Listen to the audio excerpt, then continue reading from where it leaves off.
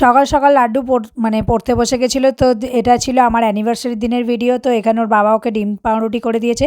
আমাদের সবারই করার কথা ছিল, কিন্তু হঠাৎ করে বন্ধুর বাড়ি চলে গেছিলাম চা খেতে। তো ওখানেই মোটামুটি চপ, নিমকি, বিস্কিট, মুড়ি টুড়ি দিয়ে ব্রেকফাস্টটা সেরে এসেছিলাম। তো দুপুরে লাঞ্চে বানিয়েছিলাম ভাত, আলু সিদ্ধ, পেঁপে সিদ্ধ, আর বর দই দিয়ে খেয়েছিল আর আমরা ডিম সিদ্ধ খেয়েছিলাম। তো এইভাবে খাওয়া দাওয়া করে 2:30-এর সময় লাড্ডু ছিল স্কুলে স্পোর্টসের হিট, তো যার জন্যই আর আজকে কোথাও যায়নি ঘুরতে। তো এখানে ওর স্পোর্টসের হিট হয়ে গেল, ওকে তারপর পড়তে দিয়ে আমি পড়াতে চলে গেছিলাম। আমি দুটো পড়ানো পড়িয়ে তারপর চলে এসেছিলাম বাড়ি সন্ধেবেলা। তো এখানে একটু স্ন্যাক্স খেয়ে তারপর রেডি হয়ে চলে গেছিলাম ডমিনোজে। সারাদিন তো এইভাবেই কাটলো। তো বর বললো চল তাহলে একটু ঘুরে আসি। তো ডমিনোজে এই প্রথম আমি গেছিলাম পিৎজা, ওখানে ডমিনোজের পিৎজা খেতে। তো পিৎজা খেয়ে ডিনারটা কমপ্লিট করেছিলাম।